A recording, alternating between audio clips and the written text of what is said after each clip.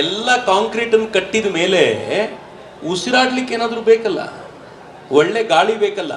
ಬೆಂಗಳೂರಲ್ಲಿ ಎಲ್ಲವೂ ಇದೆ, ಒಳ್ಳೆ ಗಾಳಿ ಇಲ್ಲ. ಪ್ರಾಬಬಲಿ ಒಂದು 3-4 ವರ್ಷದ ಹಿಂದೆ ಇಂಡಿಯನ್ ಇನ್ಸ್ಟಿಟ್ಯೂಟ್ ಆಫ್ ಸೈನ್ಸಿನ ಕೆಲವು ವಿಜ್ಞಾನಿಗಳು ಒಂದು ರಿಪೋರ್ಟ್ ಕೊಟ್ಟಿದ್ರು.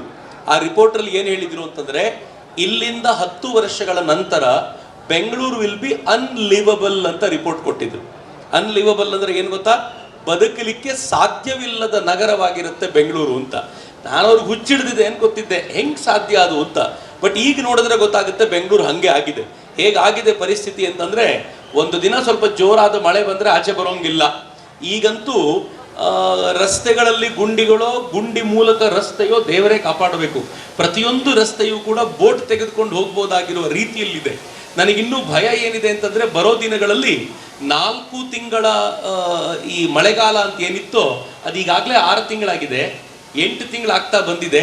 ಇನ್ನೇನು ನಂಗನ್ಸುತ್ತೆ ಇಡೀ ವರ್ಷ ಮಳೆ ಬೀಳುವಂಥ ಒಂದು ಚಿರಾಪುಂಜಿಯ ಶೈಲಿಗೆ ಬೆಂಗಳೂರು ಬಂದ್ಬಿಟ್ರೆ ನಮ್ಮ ಕಥೆ ಏನಪ್ಪ ಮುಂದಿನ ದಿನಗಳಲ್ಲಿ ಅಂತ ಭಯ ಅನ್ಸುತ್ತೆ. ಅಂತಂದರೆ 10 ವರ್ಷಗಳಲ್ಲಿ ಅನ್ಲಿವಬಲ್ ಅಂತ ಏನಿತ್ತೋ ಆ ಥರದ ಸ್ಥಿತಿ ನಿರ್ಮಾಣ ಆಗ್ಬಿಡ್ತೀವ ಅಂತ.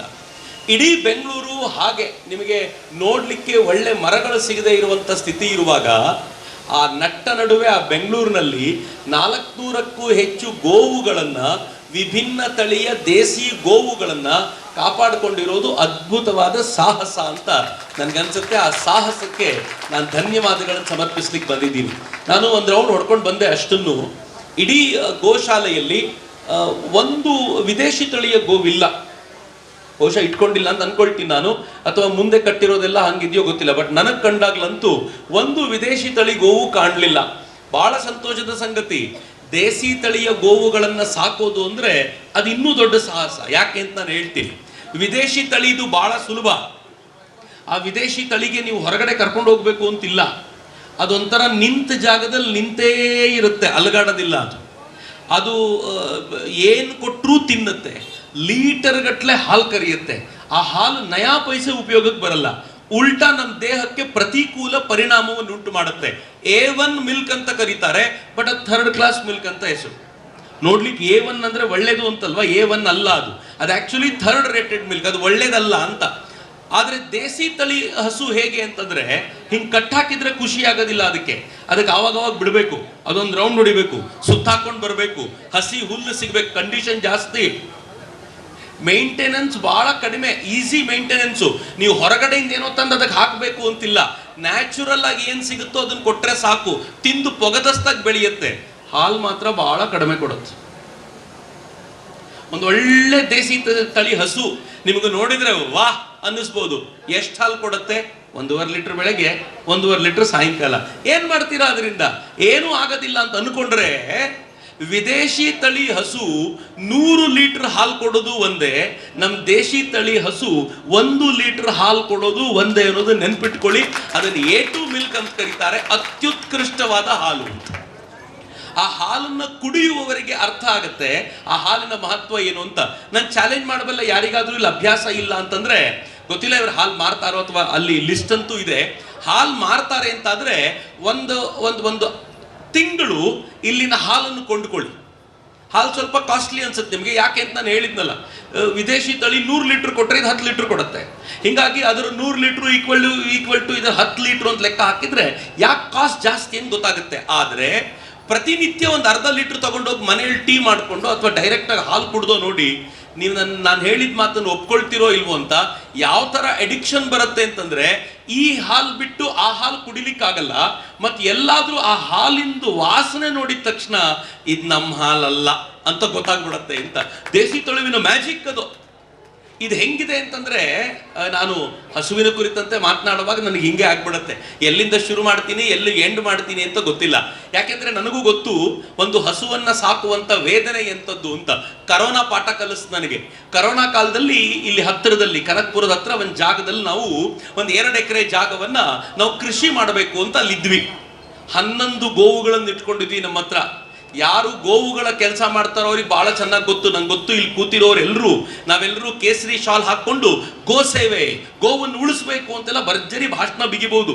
ಆದರೆ ಮನೆಯಲ್ಲಿ 2 ಗೋವಿದ್ರೆ ಅವನು ಬೆಳಗ್ಗೆ 4:45 ಹೇಳಬೇಕು, ಸಂಜೆ 8 ಗಂಟೆವರೆಗೂ ಬಿಟ್ಟು ಬಿಡದೆ ಕೆಲಸ ಮಾಡಬೇಕು ಅಂತ ಅದನ್ನು ಸಾಕಿದವನಿಗೆ ಮಾತ್ರ ಗೊತ್ತು. ನಾನು ಅನುಭವದ ಆಧಾರದ ಮೇಲೆ ಹೇಳ್ತೀನಿ. ಯಾಕೆಂದ್ರೆ ಗೋವಿನ ಕೆಲಸ ಮಾಡೋರು ಸಿಗೋದಿಲ್ಲ ಈಗ, ಬಹಳ ಕಷ್ಟ. ಎಲ್ಲರೂ ಟೈ ಹಾಕೊಂಡು ಪಂಚೆ ನೀಟಾಗಿ ಉಟ್ಕೊಂಡು ಗಲೀಜ್ ಆಗದೆ ಇರ್ತಾರೆ, ಹಿಂಗೆ ಮಾಡ್ಕೊಂಡು ತಿರುಗಾಡ್ತಿದ್ರೆ ಬೇರೆಯವರೆಲ್ಲ ಹಂಗಿರ್ಬೇಕು, ನಾವು ಮಾತ್ರ ಗೋವಿನ ಕೆಲಸ ಮಾಡ್ಬೇಕಂತ ಕೇಳೋದಿಲ್ವೇನ್ ಜನ? ಅವರು ಆರಾಮಾಗಿರ್ಬೇಕು ಅಂತ ಬಯಸ್ತಾರೆ. ಗೋವಿನ ಕೆಲಸದವ್ರು ಬಹಳ ಕಡಿಮೆ. ಹಿಂಗಾಗಿ ಯಾರು ಸಾಕಿರ್ತಾರೋ ಅವರಿಗೆ ಸಗಣಿ ಎತ್ತೋದ್ರಿಂದ ಹಿಡಿದು ಅರ್ಜೆಂಟಿಗೆ ಹಾಲು ಕರೆದು ಅದನ್ನು ಡೈರಿಗೆ ಮಾರಾಟ ಮಾಡುವವರೆಗೂ ಎಲ್ಲ ಗೊತ್ತಿದ್ರೆ ಮಾತ್ರ ಗೋವನ್ನು ಸಾಕ್ಲಿಕ್ಕಾಗತ್ತೆ, ಇಲ್ಲ ಅಂದ್ರೆ ಆಗೋದಿಲ್ಲ ಅಂತ ನೆನಪಿಟ್ಕೊಳ್ಳಿ ಅಂತ. ನಮ್ಮ ಈಗಿನ ರೈತನಿಗೆ ಒಂದು ಪ್ರಾಬ್ಲಮ್ ಏನಾಗಿದೆ ಅಂತಂದ್ರೆ, ನಾವು ಆ ರೈತನಿಗೆ ಟ್ರ್ಯಾಕ್ಟರ್ ಕೊಟ್ಟಿದ್ದೀವಿ, ಆ ರೈತನಿಗೆ ಉಳ್ಳಿಕ್ಕೆ ಬೇಕಾಗಿರುವಂತ ಯಂತ್ರಗಳನ್ನು ಕೊಟ್ಟಿದ್ದೀವಿ, ಅವನಿಗೆ ಹೇಳಿದ್ದೀವಿ ನಿನಗೆ ನೀವು ಸ್ವಲ್ಪ ಸೈಲೆಂಟ್ ಆಗಿರಮ್ಮ ನೋಡಿ. ಅದೇ ಗೋ ಅಂಬ ಅಂದಿದ್ರೆ ಡಿಸ್ಟರ್ಬ್ ಆಗಲ್ಲ, ಮನುಷ್ಯ ಮಾತಾಡಿದ್ರೆ ಡಿಸ್ಟರ್ಬ್ ಆಗುತ್ತೆ. ಡಿಫ್ರೆನ್ಸ್ ಗಮನಿಸ್ತಿದ್ದೀರಾ ಹೆಂಗಿದೆ? ಅದೇ ಗೋ ಅಂಬ ಅಂತಿದ್ರೆ ಅನ್ಲಿ, ಪರವಾಗಿಲ್ಲ, ಚೆನ್ನಾಗಿರುತ್ತೆ ಅಂತ ಅನ್ಬೋದು. ಮನುಷ್ಯ ಮಾತಾಡಿದ್ರೆ ಕೇಳಲಿಕ್ಕೆ ಆಗೋದಿಲ್ಲ. ಯಾಕೆ ಅಂತಂದ್ರೆ ಗೋವಿನೊಂದಿಗೆ ಇರುವ ಮಾಧುರ್ಯ ಅಂತದ್ದು ಅಂತ. ಫೈನ್, ನಾನು ದಾರಿ ತಪ್ಪದೆ ಏನೋ ಹೇಳ್ತಾ ಇದ್ದೆ, ಹಿಂಗೆ ಡಿಸ್ಟರ್ಬ್ ಆದ್ರೆ ದಾರಿ ತಪ್ಪು. ಬಟ್ ಇಷ್ಟಂತೂ ಸತ್ಯ, ಒಂದು ಗೋವಿನ ಒಂದು ದೇಸಿ ತಳಿಯ ಗೋವಿರುತ್ತಲ್ಲ, ನಾನು ಇಲ್ಲಿ ಯಾರ್ಯಾರು ಇದ್ದಿರೋ ಹಿರಿಯರು, ಬಹುಶಃ ಕೃಷ್ಣಮೂರ್ತಿ ಅವರು ಹೇಳಿರ್ತಾರೆ, ಹೇಳದೇ ಇರ್ಲಿಕ್ಕಿಲ್ಲ, ಹಿರಿಯರು ಪ್ರತಿನಿತ್ಯ ಬೆಳಗ್ಗೆ ಒಂದು ವಾಕಿಂಗ್ ಬನ್ನಿ, ನೀವೆಲ್ಲ ಮುಗಿಸ್ಕೊಂಡು ಅಲ್ಲಿವರೆಗೂ ಬಂದಾಗ ಕೆಟ್ಟ ಗಾಳಿ ಕುಡಿದಿರ್ತೀರಿ, ಕೆಟ್ಟ ಧೂಳು ಕುಡಿದಿರ್ತೀರಿ. ಅಲ್ಲಿವರೆಗೂ ನೀವು ವಾಕಿಂಗ್ ಮಾಡ್ಕೊಂಡು ಬಂದರೆ ನಿಮ್ಮ ಆರೋಗ್ಯ ಇಂಪ್ರೂವ್ ಆಗೋಕ್ಕಿಂತ ಹಾಳಾಗೋದೇ ಜಾಸ್ತಿ. ಸ್ವಲ್ಪ ಎಂಟ್ರಿ ಒಳಗೆ ಕೊಡಿ, ಇಲ್ಲೊಂದು ರೌಂಡ್ ಹೋಗಿ, ಹೋಗುವಾಗ ಈ ಗೋವಿನ ಡುಬ್ಬುಗಳಿರ್ತಾವಲ್ಲ, ಒಂದು ರೌಂಡ್ ಅದನ್ನು ಮುಟ್ಟಿ ಬನ್ನಿ. ನಾನೊಂದ್ಸಲ ಒಬ್ಬರು ಹಿರಿಯರ ಹತ್ರ ಮಾತಾಡ್ತಾ ಅವ್ರನ್ನ ಕೇಳ್ತಿದ್ದೆ. ಅವ್ರು ಹೇಳಿದ್ರು ನನಗೆ, ಗೋವಿನ ಡುಬ್ಬವನ್ನು ಮುಟ್ಟಿದಾಕ್ಷಣ ಒಂದು 12 ವೋಲ್ಟ್ ಕರೆಂಟ್ ಪಾಸ್ ಆಗುತ್ತೆ ಅಂತ. ನೀವು ಅದನ್ನು ಮುಟ್ಟಿದಾಗ ಅದು ಒಂಥರ ಶೇಕ್ ಆಗುತ್ತೆ, ನಿಮ್ಮ ಮುಟ್ಟುವಿಕೆಯನ್ನು ಅದು ಫೀಲ್ ಮಾಡ್ಕೊಳ್ಳುತ್ತೆ, ಅದನ್ನು ಸ್ಪರ್ಶ ಮಾಡಿರೋದು ನಿಮಗೆ ಫೀಲ್ ಆಗುತ್ತೆ. ಅವ್ರು ಹೇಳಿದ್ರು, ಒಂದು ಟ್ರೈ ಮಾಡಿ ನೋಡು, ಒಂದು 3 ತಿಂಗಳು ಪ್ರತಿನಿತ್ಯ ಹೀಗೊಂದು ಅಭ್ಯಾಸ ಮಾಡು, ನಿನಗೆ ಹಾರ್ಟ್ ಅಟ್ಯಾಕ್ ಆಗುವಂಥ ಸಾಧ್ಯತೆಗಳು ನಿನಗೆ 80% ಕಡಿಮೆ ಆಗುತ್ತೆ ಅಂತ. ನಾನು ಈಗಲೂ ಅದನ್ನು ಅನುಭವಿಸ್ತೀನಿ. ಯಾವಾಗಲಾದರೂ ಗೋವಿನ ಬಳಿಗೆ ಹೋದರೆ ನಾನೊಂದಷ್ಟು ಪದ್ಧತಿ ಕಲ್ತ್ಕೊಂಡ್ಬಿಟ್ಟಿದ್ದೀನಿ, ಗೋವಿಗೆ ಏನು ಇಷ್ಟ ಆಗತ್ತೆ ಅಂತ. ಆ ಇಷ್ಟವಾಗುವ ಸಂಗತಿಗಳನ್ನು ಮಾಡಿ, ಗೋವು ಆ ಕ್ಷಣಕ್ಕೆ ನಿಮ್ಮ ಫ್ರೆಂಡ್. ಏನು ಮಾಡಬೇಕು ಅಂತಂದರೆ, ನೀವು ಹೋಗಿದ ತಕ್ಷಣ ನೀವು ಗೋವಿನ ಹಿಂಬದಿಯಲ್ಲಿ ನಿಂತ್ಕೊಂಡ್ರೆ ಫ್ರೆಂಡ್ ಆಗಲ್ಲ. ನೀವು ಗೋವಿನ ಮುಂಭಾಗಕ್ಕೆ ಹೋಗ್ಬೇಕು. ಬಹಳ ಜನರಿಗೆ ಹೆದರಿಕೆ ಇರುತ್ತೆ, ಮುಂಭಾಗಕ್ಕೆ ಹೋಗಿ ನಿಂತ್ಕೊಳ್ಳಿ. ಆ ಗೋವಿನ ಹಣೆಯನ್ನು ಸ್ವಲ್ಪ 2 ಸಲ ಸವರ್ಬಿಡಿ. ಗೋವಿಗೆ ಏನು ಪ್ರಾಬ್ಲಮ್ ಗೊತ್ತಾ? ದೇಹದ ಯಾವ ಭಾಗವನ್ನು ಬೇಕಿದ್ರೂ ಕೆರ್ಕೊಳ್ಬಲ್ಲದದು ಬಾಲದಿಂದ, ಹಣೆಯ ಭಾಗವನ್ನು ಮಾತ್ರ ಕೆರಲಿಕ್ಕೆ ಆಗೋದಿಲ್ಲ. ನೀವು ಹೋಗಿ ಹಣೆಯ ಭಾಗವನ್ನು ಒಂದು 2-3 ಸಲ ಕೆರೆದು ಬಿಟ್ರೆ ಯಾರೋ ನನ್ನ ಫ್ರೆಂಡ್ ಬಂದ ಅಂತ ಅನ್ಕೊಳ್ಳುತ್ತೆ. ಬಹಳ ಸಿಂಪಲ್ ಟೆಕ್ನಿಕ್ ಇದು. ನಿಮ್ಗೊಂದು ಇನ್ನೂ ಅಪರೂಪದ ಸಂಗತಿ ಹೇಳ್ತೀನಿ.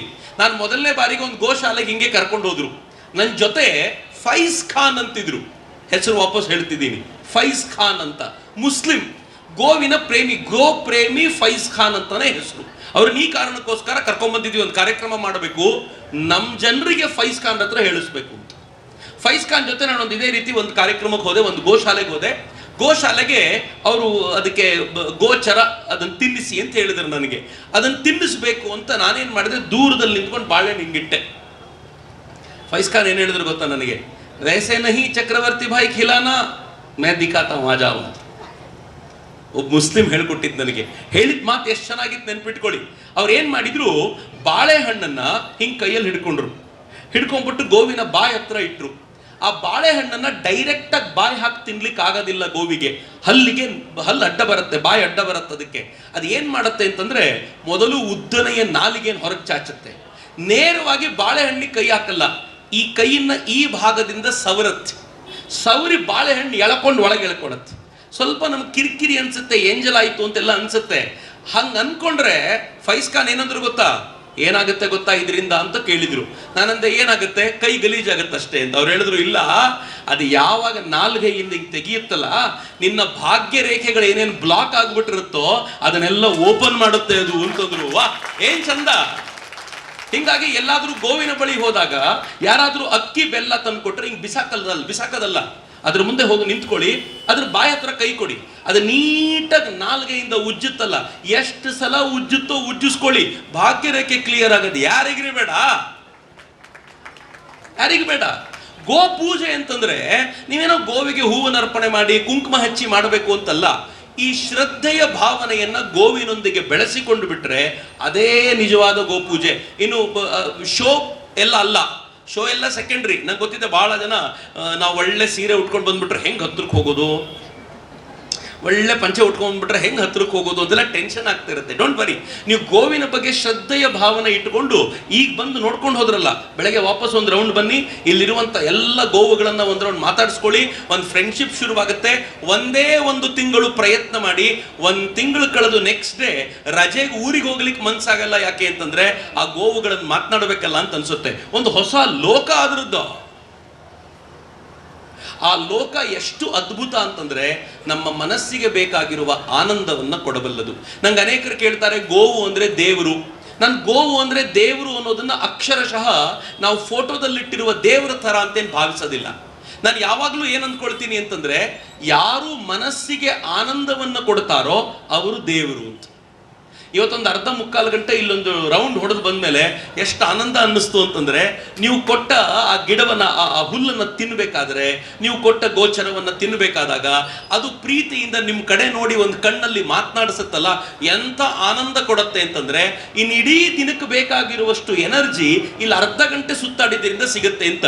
ಗೋವಿನ ಶಕ್ತಿ ಅದು. ಆ ಕಾರಣಕ್ಕೆ ಗೋವು ದೇವು.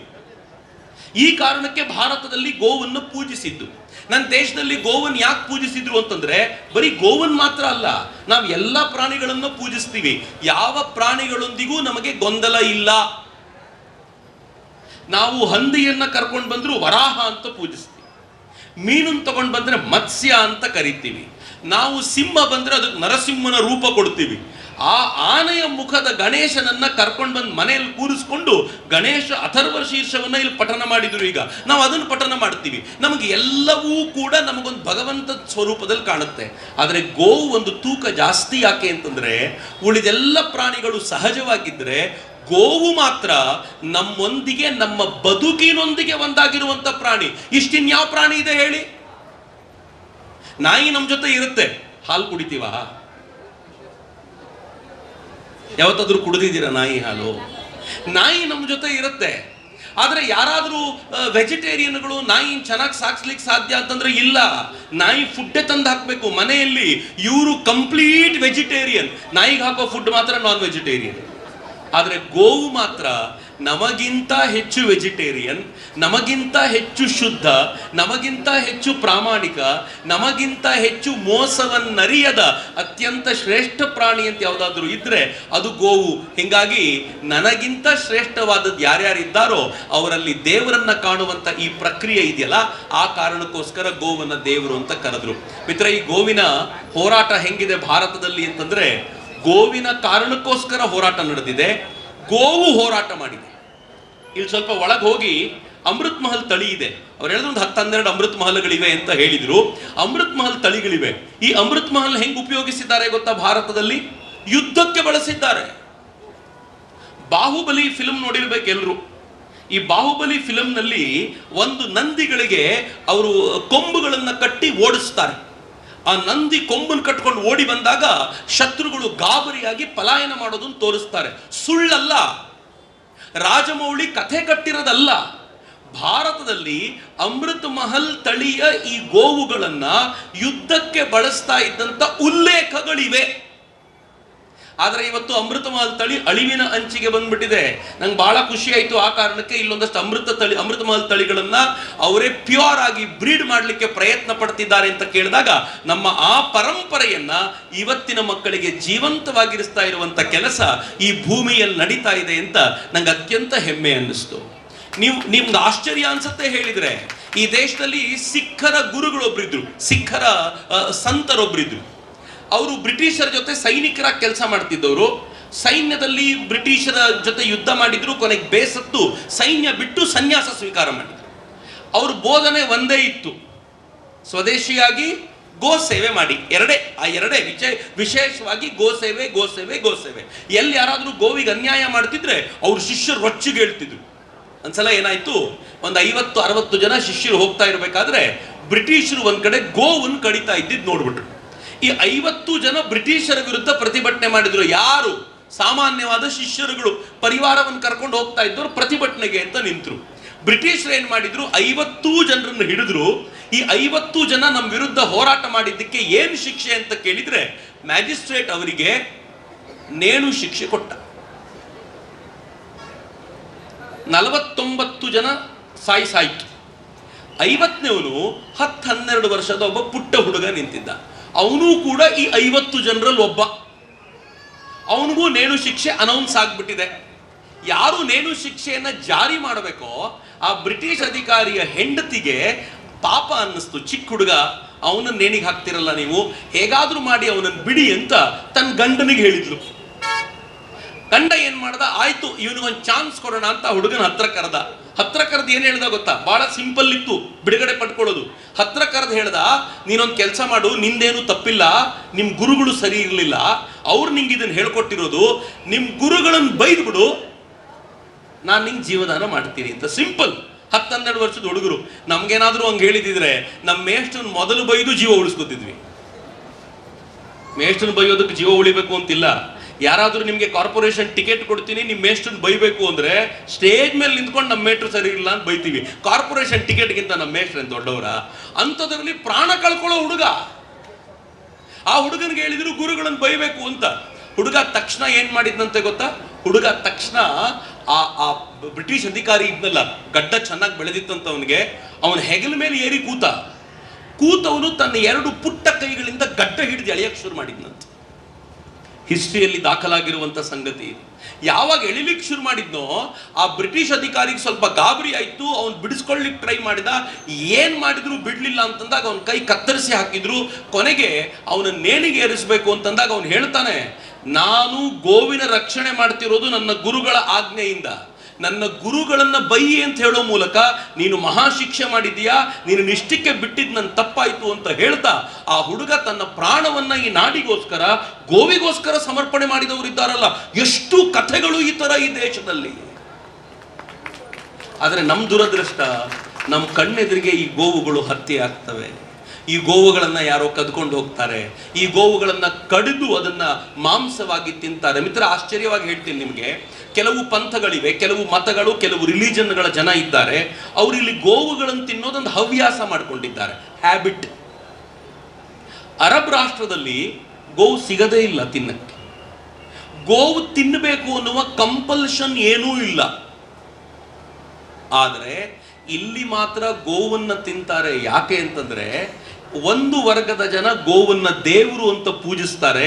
ನಿಮ್ಮ ದೇವರನ್ನ ಕಡ್ಕೊಂಡು ತಿಂತೀನಿ ನೋಡಿ ಅಂತ ಅದು ತೋರಿಸುವ ವಿಕೃತ ಮನೋಭಾವ ಬಿಟ್ರೆ ಬೇರೆ ಏನಿಲ್ಲ ರೀ, ಇನ್ನೇನೂ ಇಲ್ಲ. ಮಾಂಸ ತಿನ್ನುವವನಿಗೆ ಗೋವಿನ ಮಾಂಸಕ್ಕೂ ಕುರಿಯ ಮಾಂಸಕ್ಕೂ ಬಹಳ ಡಿಫರೆನ್ಸ್ ಇಲ್ಲ. ಕುರಿಯ ಮಾಂಸಕ್ಕೂ ಹಂದಿಯ ಮಾಂಸಕ್ಕೂ ಬಹಳ ಡಿಫರೆನ್ಸ್ ಇಲ್ಲ. ಎಲ್ಲವನ್ನೂ ತಿಂತಾನೆ, ಅದರಲ್ಲಿ ಸ್ವಲ್ಪ ಟೇಸ್ಟ್ ಚೇಂಜಸ್ ಕಾಣ್ಬೋದೇನೋ, ಬಟ್ ಮಾಂಸವೇ ಅಲ್ಟಿಮೇಟ್ಲಿ. ಏನ್ ಬೇಕಿದ್ರು ತಿಂತಾನೆ. ಆದರೆ ಇಂಥದ್ದನ್ನೇ ತಿನ್ನಬೇಕು ಎನ್ನುವಂತ ಹಠ ಯಾವಾಗ ಬರುತ್ತೆ ಅಂತಂದ್ರೆ ಮತ್ತೊಬ್ಬರ ಮೇಲೆ ದ್ವೇಷ ಇದ್ದಾಗ ಮಾತ್ರ. ಆದರೆ ಈ ದ್ವೇಷವನ್ನ ಪ್ರೀತಿಯಾಗಿ ಕನ್ವರ್ಟ್ ಮಾಡುವಂತ ದೊಡ್ಡ ಸಾಹಸ ನಮ್ದೆಲ್ಲರದು ಇದೆ. ನಾನು ಆ ಕಾರಣಕ್ಕೆ ಕೇಳ್ಕೊಳ್ಳೋದು, ಇದು ಕೃಷ್ಣಮೂರ್ತಿಯವರು ಒಬ್ಬರಿಂದಲೇ ಆಗಬೇಕಾಗಿರುವಂತ ಕೆಲಸ ಅಲ್ಲ. ನಾವೆಲ್ಲರೂ ಕೈ ಜೋಡಿಸ್ಬೇಕು. ನಂಗೆ ಗೊತ್ತಿದೆ ನೀವೆಲ್ಲರೂ ಕೈ ಜೋಡಿಸ್ತೀರಾ, ಆಗಿದ್ದರಿಂದ ಇಲ್ಲಿಗೆ ಬಂದಿದ್ದೀರಾ. ಇಲ್ಲದೆ ಹೋದ್ರೆ ಯಾಕೆ ಬರ್ತಾ ಇದ್ರಿ?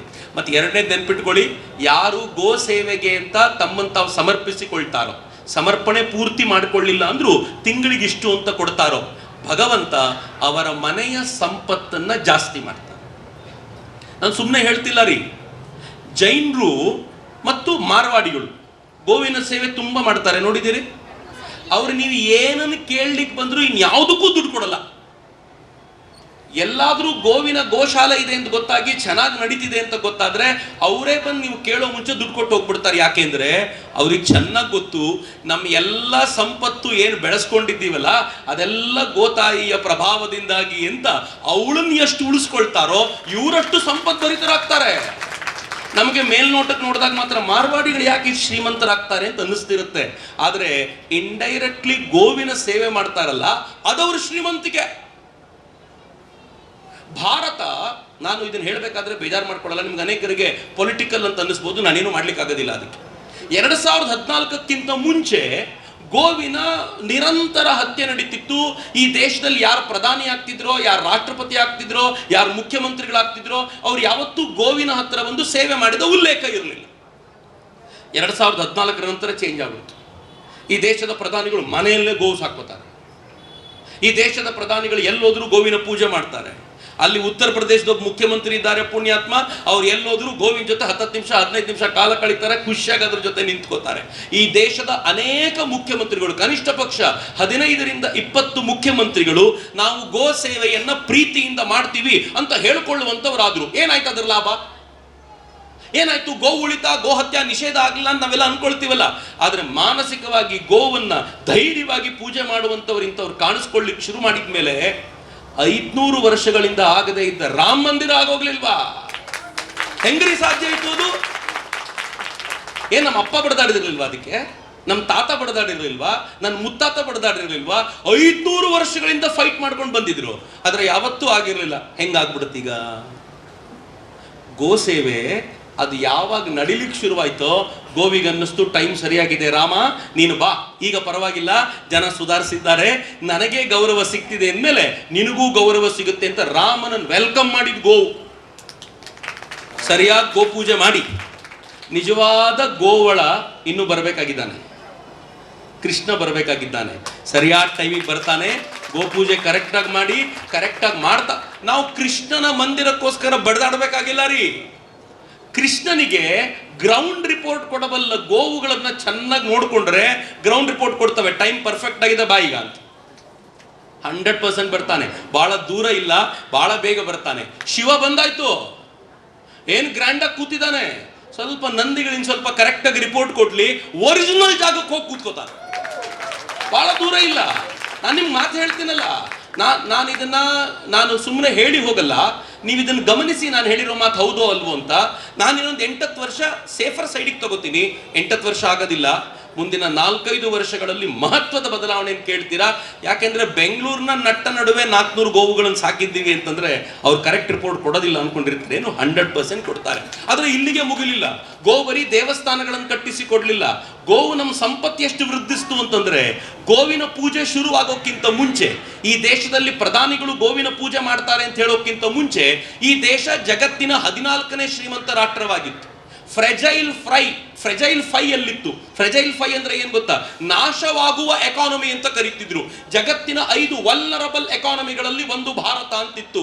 ಇವತ್ತು ಭಾರತ ಹೆಂಗ್ರಿ? ಜಗತ್ತಿನ 4ನೇ ಶ್ರೀಮಂತ ರಾಷ್ಟ್ರ. ಹೆಂಗ್ರಿ ಅದು? ಜಗತ್ನಲ್ಲಿ ಅತ್ಯಂತ ಹೆಚ್ಚು ಬಡವರಿರುವಂತ ರಾಷ್ಟ್ರ ಭಾರತ ಅಂತ ಆಗಿತ್ತು.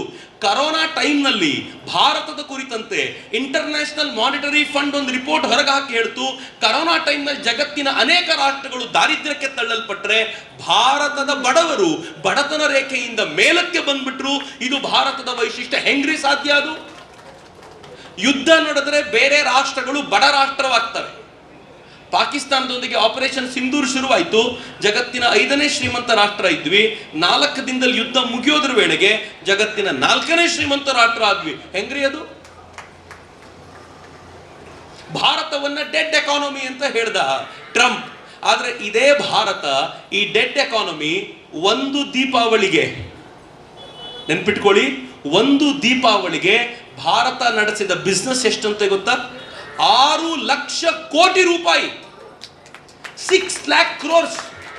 ನನಗೊಬ್ಬ ಸ್ವೀಟ್ ಅಂಗಡಿಯವರು ಹೇಳ್ತಾ ಇದ್ರು, ಬೆಂಗಳೂರು 1ರಲ್ಲೇ ದೀಪಾವಳಿಗೆ ಮಾರಾಟವಾದ ಸ್ವೀಟ್, ಒಟ್ಟು ಸ್ವೀಟ್ ಬೆಂಗಳೂರು 1ರಲ್ಲಿ ಸಿಟಿಯಲ್ಲಿ 10,000 ಕೋಟಿ ರೂಪಾಯಿ ಅಂತ.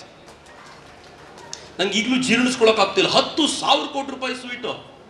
ಇಮ್ಯಾಜಿನ್ ಮಾಡಿ, 10,000 ಕೋಟಿ ರೂಪಾಯಿ ಸ್ವೀಟ್ನಲ್ಲಿ 1,000 ಕೋಟಿ ರೂಪಾಯಿ ಸ್ವೀಟ್ ಖರೀದಿ ಮಾಡುವ ನಾನು ನೀವುಗಳು ದೇಸಿ ತಳಿ ಹಸುವಿನ ಹಾಲು ಬಳಸಿರೋ ಸ್ವೀಟ್ ಮಾತ್ರ ಖರೀದಿ ಮಾಡ್ತೀವಿ ಅಂತಂದ್ರೆ, ಇಲ್ಲಿ 400 ಹಸುಗಳಲ್ಲ 4,000 ಹಸುಗಳು ನಿಂತರೂ ಕೂಡ ಸಾಕಾಗೋದಿಲ್ಲ ಅಂತ ಆಗುತ್ತೆ. ಇಷ್ಟೇ ಮಾಡಬೇಕಾಗಿರೋದು, ಇಷ್ಟೇ.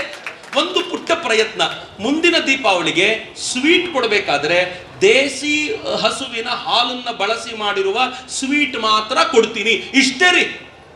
ನೀವೇನು ಗೋ ಸಾಕ್ಲಿಕ್ಕೆ ದುಡ್ಡು ಕೊಡಬೇಕು ಅಂತಿಲ್ಲ, ಆದರೆ ಸ್ವೀಟ್ ಬೇರೆಯವರಿಗೆ ಕೊಡುವಾಗ ಶುದ್ಧ ಸ್ವೀಟನ್ನು ಕೊಡ್ತೀನಿ ಅಂತ ನಿಶ್ಚಯ ಮಾಡಿಬಿಟ್ರೆ ಈ ಗೋವುಗಳ ಜೀವನ ಹೆಂಗಾಗ್ಬಿಡತ್ತೆ ಅಂತಂದ್ರೆ ನಾವು ಅನ್ಕೊಂಡಿದ್ದೆಲ್ಲ ಸಾರ್ಥಕ ಆಗತ್ತೆ. ಆ ದೃಷ್ಟಿಯಿಂದ ಎಲ್ಲಾದರೂ ಗೋಶಾಲೆಯನ್ನ, ದೇಸಿ ತಳಿಯ ಹಸುಗಳನ್ನು ನೋಡಿದಾಗಲೆಲ್ಲ ನಂಗೆ ಭಾಳ ಹೆಮ್ಮೆ ಮತ್ತು ಪ್ರೀತಿ ಅನ್ಸುತ್ತೆ.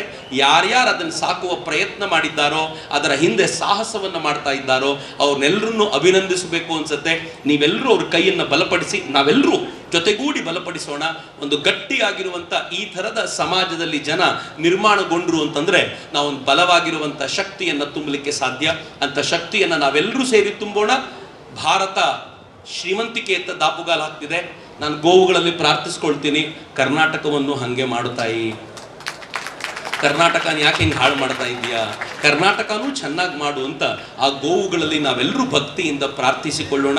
ಆ ಗೋಮಾತೆ ನಮ್ಮೆಲ್ಲರನ್ನು ಹರಸ್ಲಿ ಅಂತ ನಾನು ಪ್ರೀತಿಯಿಂದ ಕೇಳ್ಕೊಳ್ತಾ, ಪ್ರೀತಿಯಿಂದ ಕರೆಸಿದ ನಿಮ್ಗೆಲ್ರಿಗೂ ನಾನು ಅಷ್ಟೇ ಪ್ರೀತಿಯಿಂದ ನಮಸ್ಕಾರಗಳನ್ನು, ಧನ್ಯವಾದಗಳನ್ನು ಸಮರ್ಪಿಸಿ 100ನೇ ವರ್ಷದ ಈ ಸಂಭ್ರಮಾಚರಣೆಯಲ್ಲಿರುವ ರಾಷ್ಟ್ರೀಯ ಸ್ವಯಂ ಸೇವಕ ಸಂಘಕ್ಕೆ ನಾವು ನೀವೆಲ್ಲರೂ ಅತ್ಯಂತ ಪ್ರೀತಿಯಿಂದ ಶುಭಕಾಮನೆಗಳನ್ನು ಅರ್ಪಿಸೋಣ. ಏನು ಅರ್ಪಿಸೋದು, ನಾವೆಲ್ಲರೂ ಸ್ವಯಂ ಸೇವಕರೇ, ವಿಶೇಷವಾಗಿ ಮತ್ಯಾರಿಗೂ ಅರ್ಪಿಸಿದಂತಲ್ಲ, ನಾವೆಲ್ಲರೂ ಸೇರಿ ರಾಷ್ಟ್ರೀಯ ಸ್ವಯಂ ಸೇವಕ ಸಂಘಕ್ಕೆ ಇದನ್ನು ಅರ್ಪಿಸೋಣ ಅಂತ ಅತ್ಯಂತ ಕೃತಜ್ಞತೆಯಿಂದ, ಕಳಕಳಿಯಿಂದ ಕೇಳ್ಕೊಳ್ತಾ ಎಲ್ರಿಗೂ ಧನ್ಯವಾದಗಳನ್ನು ಸಮರ್ಪಿಸ್ತೀನಿ. ವಂದೇ ಮಾತರಂ. ಜೈ ಹಿಂದ್.